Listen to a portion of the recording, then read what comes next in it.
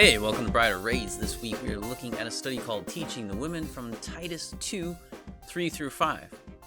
Now, Paul wrote to Timothy telling him to set the church in Crete in order.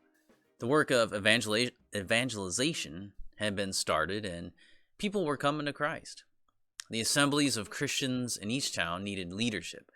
And so Paul tells Timothy to appoint elders in every town. In his letter, Paul directs his instruction to various groups of people within the church that need special attention. The first he dealt with was the elders, for obvious reasons. Next, he turned to those in the church that were false teachers and false professors of Christ. They had to be dealt with in a manner that was appropriate to that group. Then Paul turned his attention to the believing older men.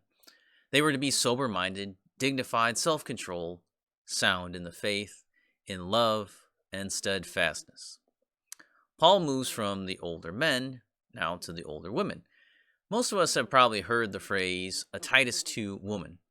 This is the text that we have before us, is where that's talking about. Now, what is a woman in the church supposed to look like? What sets her apart from all the other women in the world? What is the special role that she should fulfill?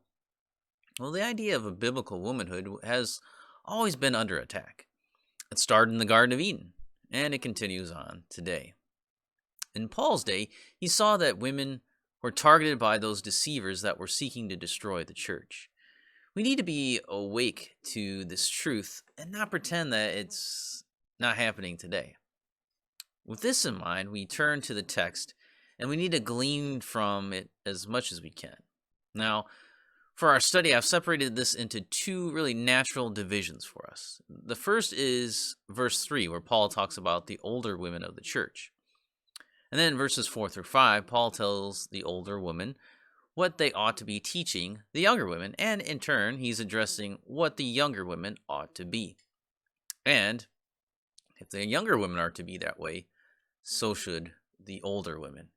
And so that's what we're looking at this week, is taking a look at this whole Titus 2 woman idea and see what does the Bible have to say about what a woman should be in the church and her elevated position there.